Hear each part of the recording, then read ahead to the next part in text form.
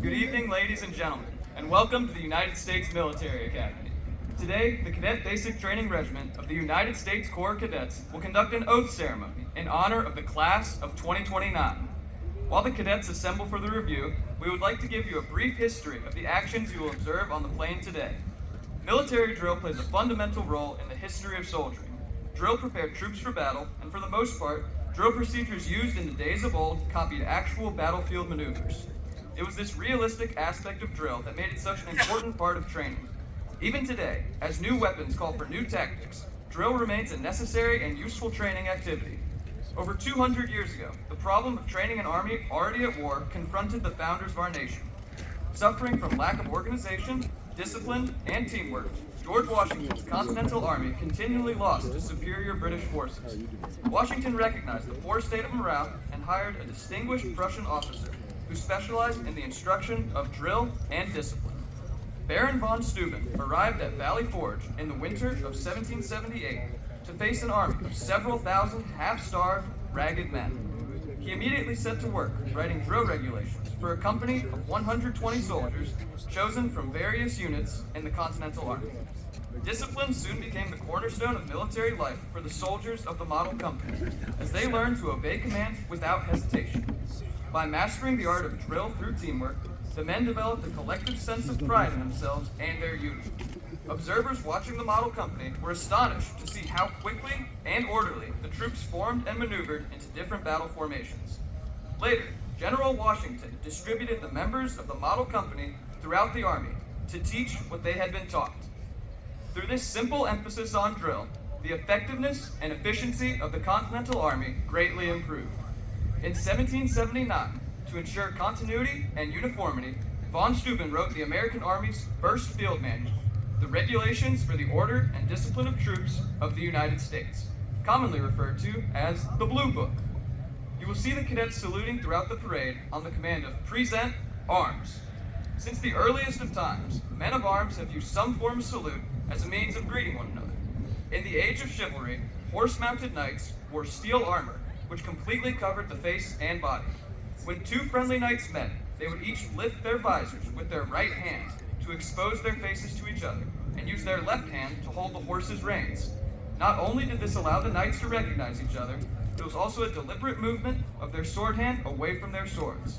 Over time, this action became a significant gesture of friendship, camaraderie, and respect. The act of raising the right hand to the visor continued even after steel body armor became obsolete with the invention of modern firearms. Today, the most commonly observed form of this exchange is the hand salute. It is given as a recognition and friendly greeting to a comrade in the honorable profession of arms. The members of the United States Military Academy Admission Committee have worked over the past year to review over 13,000 applications to select the 1,232 outstanding new cadets who will march before you today. Marching in today's ceremony are international cadets enrolled in the 4-year program at the United States Military Academy. Upon graduation, they will serve in the armed forces of their respective nations. There are currently 14 international cadets representing 13 different countries as members of the class of 2029. For today's ceremony, spectators are reminded to stand and render appropriate courtesies for honors, our national anthem, and when the colors pass your position. At these times, it is appropriate for civilians to stand with the right hand placed over the heart.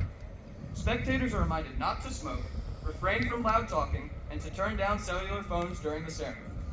As a courtesy to others seated around you, kindly take all of your pictures from your seat.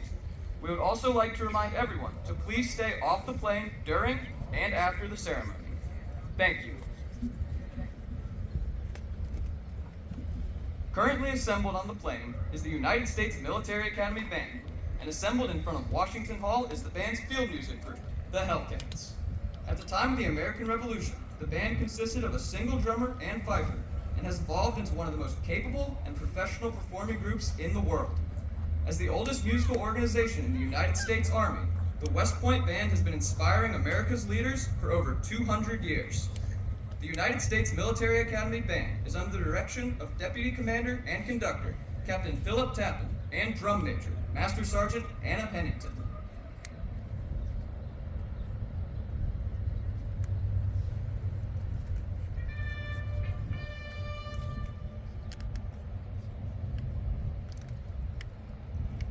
bugle call just heard was attention. It is used to alert the cadet commanders to the start of the ceremony.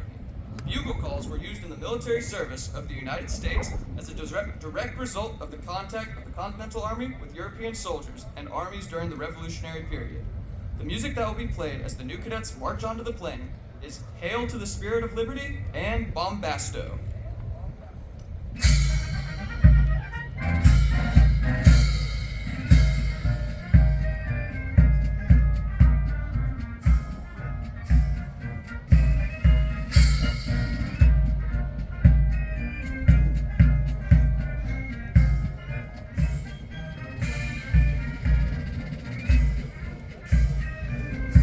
See the cadets, seeing the upperclassmen in their white, India white uniforms, leading their charges, the 1,230 new cadets who are in white shirts and blue pants, all have their white gloves on.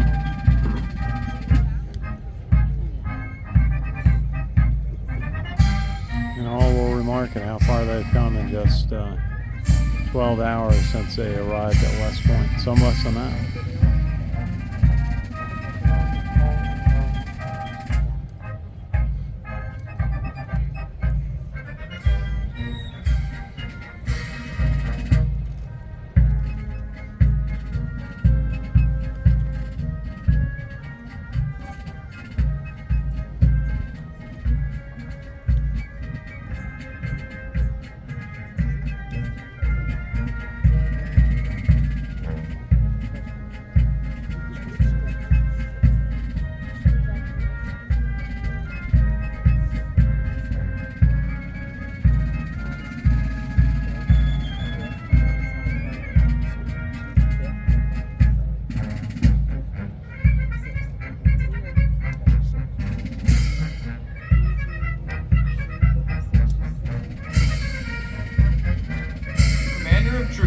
Ceremony is the Cadet Basic Training Commander, Cadet Captain Will Cooper from Westport, Connecticut. His staff consists of the Cadet Basic Training Executive Officer, Cadet Captain Reagan Eastlett from Orlando, Florida, the Cadet Basic Training Adjutant, Cadet Captain Will Smith from Snellville, Georgia, the Cadet Basic Training Operations Officer, Cadet Captain Sam Olson from Woodbury, Minnesota, the Cadet Basic Training Logistics Officer, Cadet Captain Claudia Brodsky from Millburn, New Jersey, the Cadet Basic Training Communications Officer, Cadet Captain Logan Doshin from Bloomington, Minnesota, and the Cadet Basic Training Athletics Officer, Cadet Captain Brianna Izzo from Irvine, California. Our day marks the beginning of the close connection that the class of 2029 and the class of 1979 will forge over the next 4 years as a result of the West Point Association of Graduates 50-year affiliation program. This program will enable these two classes to work together on at least one significant event during each year that the class of 2029 is here at West Point, culminating when distinguished members of the class of 1979 will present graduating members of the class of 2029 with their first set of second lieutenant bars on graduation day.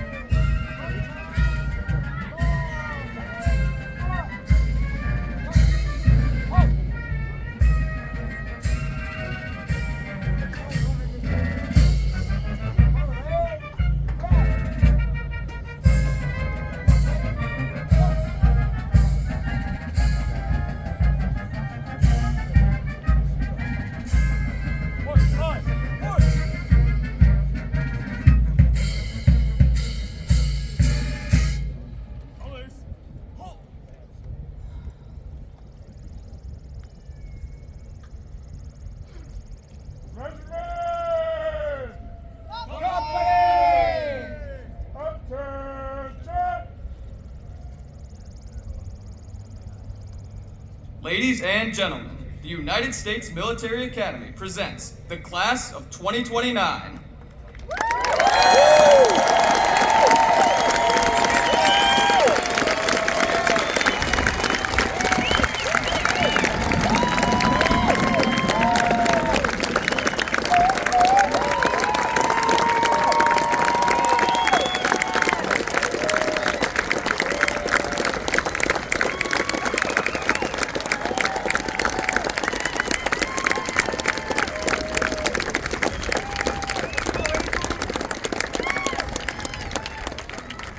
The official party for today's ceremony consists of Brigadier General R.J. Garcia, Commandant of the United States Corps of Cadets, Class of 1996.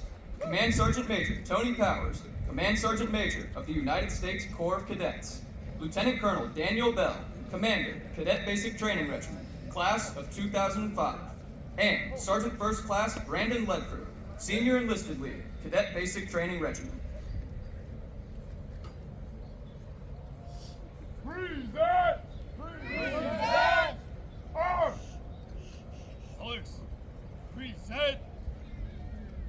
Arms!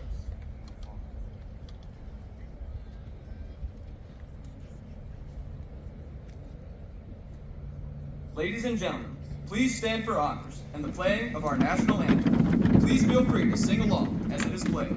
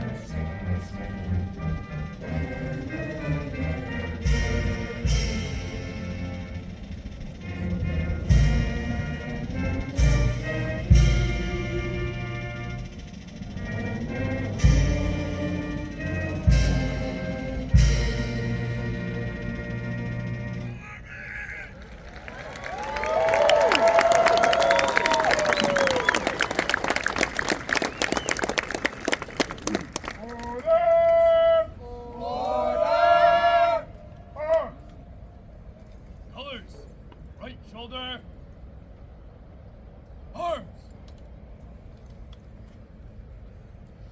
Please be seated.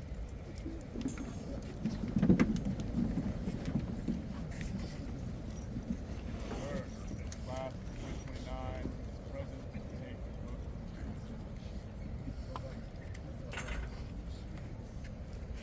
Ladies and gentlemen, the 81st Commandant of the United States Corps of Cadets, Brigadier General R.J. Garcia.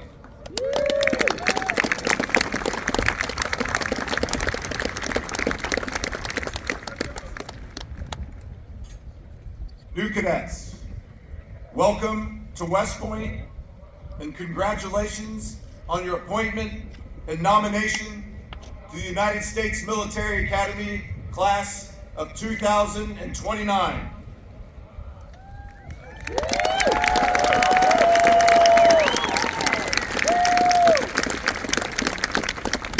In a few minutes, I will administer to you the oath of allegiance.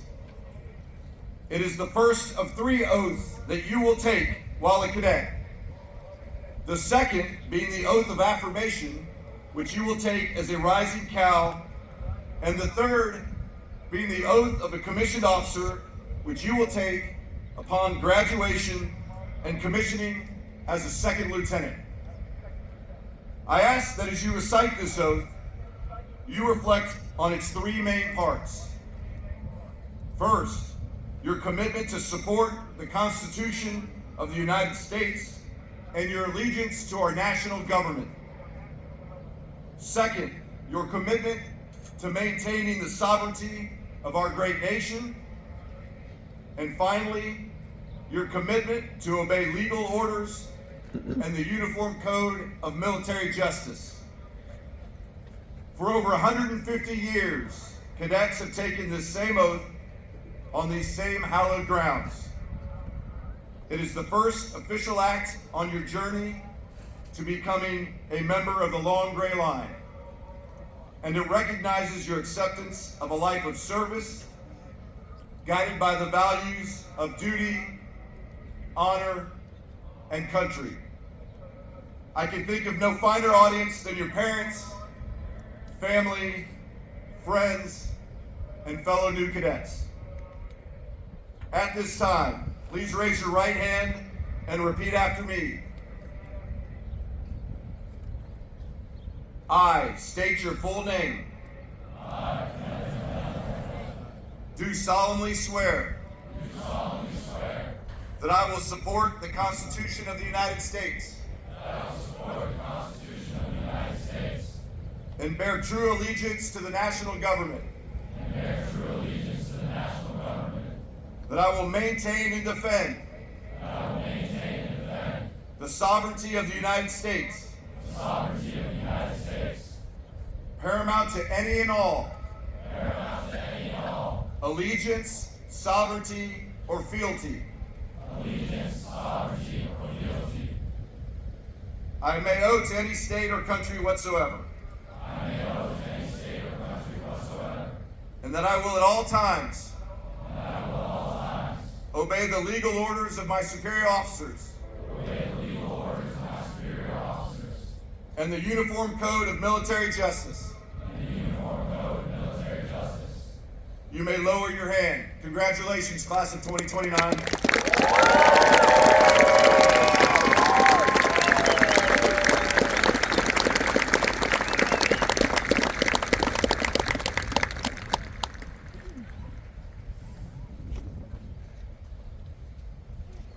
Ladies and gentlemen, the newest cadets at the United States Military Academy, the class of 2029.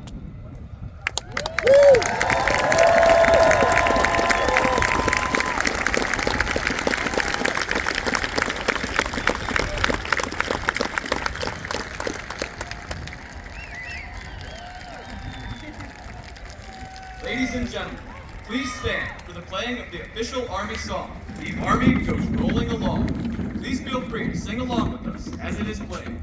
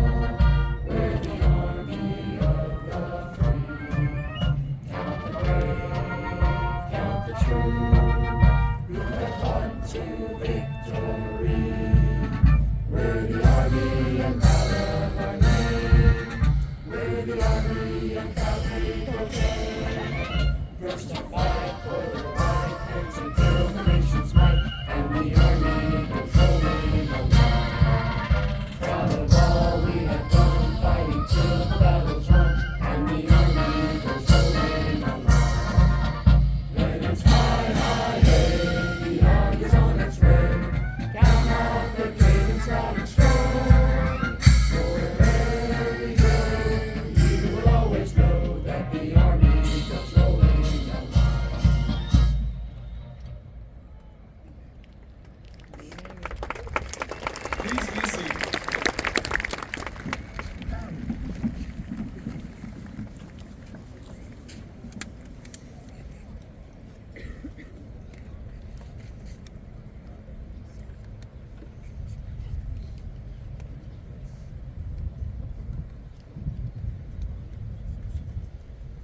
Regimental Commander, take charge of the regiment.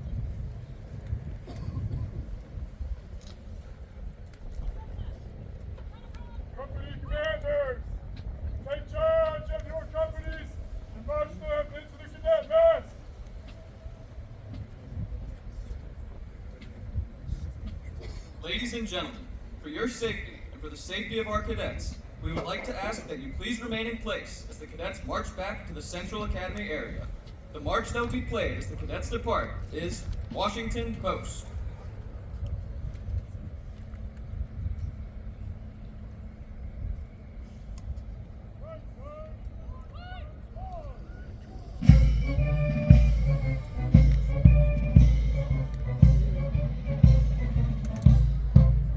Company A is commanded by Cadet Captain Isaac Baez from Bronx, New York. The first sergeant is Cadet First Sergeant Garrett Zarinko from Parker, Colorado.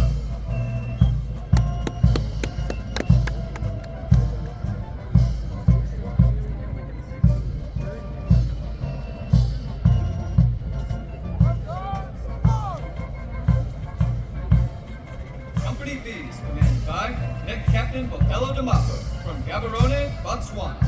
The first sergeant is Cadet First Sergeant Nathan Adams from Jeanerette, Louisiana.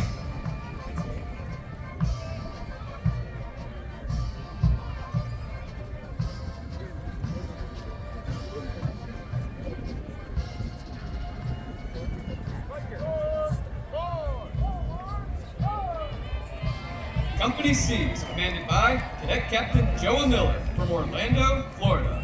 The first sergeant is Cadet First Sergeant Ryan Ziegler from North Fort Myers, Florida.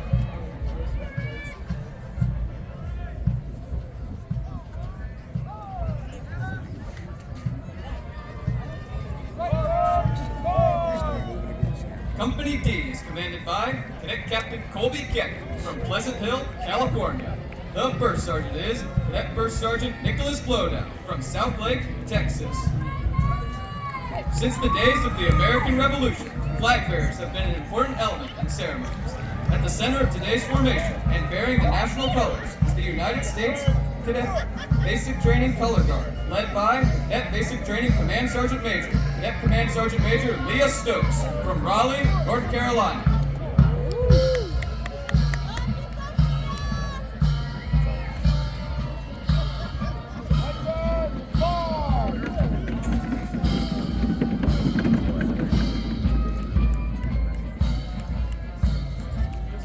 Company E is commanded by Cadet Captain Jonathan Clemens from Tucson, Arizona. The first sergeant is Cadet First Sergeant Christopher Newton from Richardson, Texas.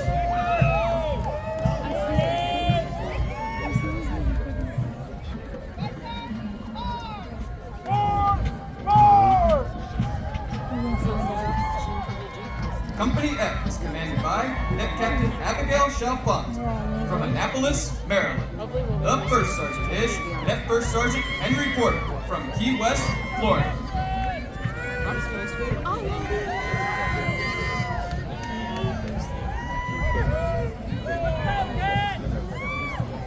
Company G is commanded by Cadet Captain John Cole from Naperville, Illinois. The first sergeant is Cadet First Sergeant Rohan Arastani from Edison, New Jersey.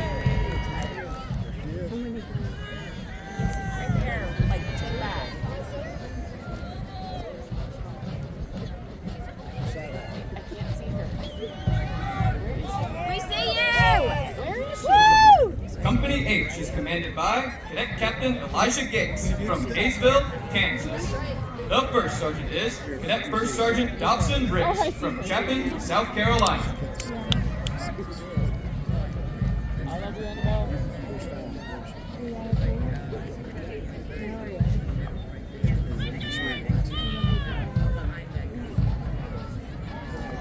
Company I is commanded by Cadet Captain Supriya Shroff from Acton, Massachusetts.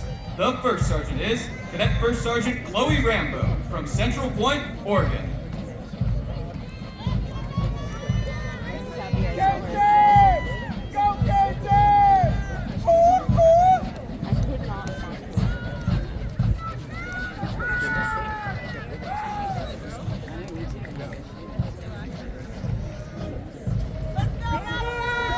Let's go, Nick! You got this! Go, Danny.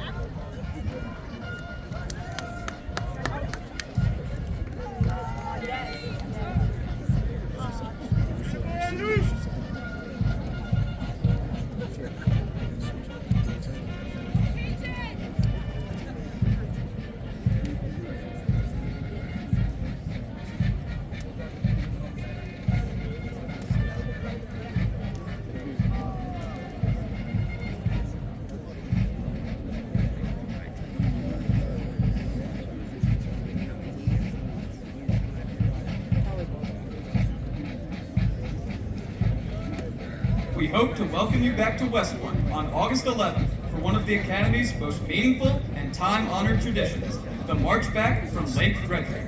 This event marks the culmination of Cadet Basic Training, or BEAST as it's commonly known, a 6-week program that tests the physical endurance, mental toughness, and character of our newest cadets. It is during this rigorous training that these young men and women begin their transformation from civilians into cadets in the United States Corps of Cadets. The March Back is more than just a long hike. It is a rite of passage. At the break of dawn, members of the class of 2029 will step off from their training grounds at Lake Frederick and begin the 12-mile trek back to the Academy.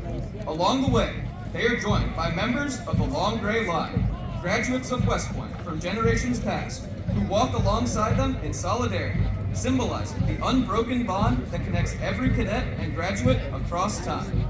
It is a powerful image. Young cadets, just beginning their journey, marching shoulder to shoulder with those who have served with honor and distinction. This moment is often the first opportunity for family and friends to see just how much their cadet has grown, physically, emotionally, and mentally, since arriving at West Point. It is a chance for all of us to celebrate their courage and commitment to something larger than themselves. We encourage you to come, to cheer, to witness, and to be part of a moment that will live in the memory of every cadet for a lifetime. And then, just a few days later, we invite you to return again on August 16th for the Acceptance Day Parade.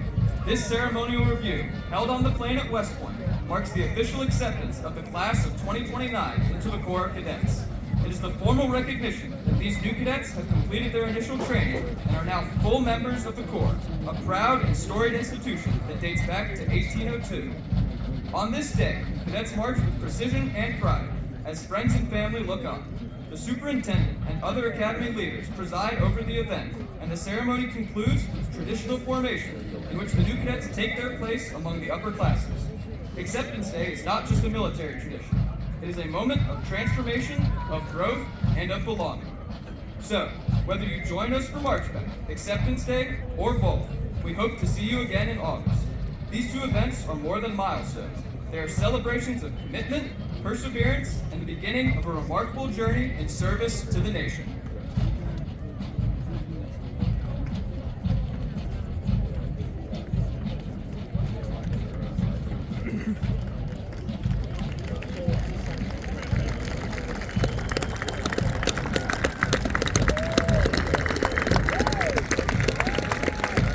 And that's the Reception Day Parade of New Cadets, where 1,230 young Americans raise their right hands to take their oath as members of the U.S. military. Very solemn moment, the end of an amazing day. Not the end for the cadets. They will eat a very structured dinner and then have all sorts of training activities tonight, and their first night in the barracks here at West Point.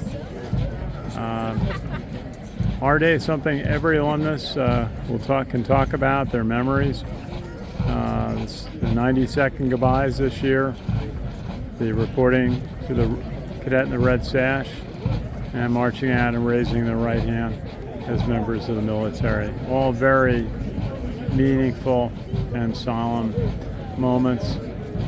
But the start of careers here at West Point, 47 months. And there's something we take more pride on here at CaMMVetsMedia than being at the R Day for a class and then being at their graduation and commissioning, covering those events 47 months later. So we'll finish here, watch for some more of our reports. This is Ken Kraetzer for CaMMVetsMedia. We cover cadets, midship, and the military and veterans proudly since 2008. Thanks for watching. Ladies and gentlemen, this concludes this evening's ceremony. We would ask that you please remain off the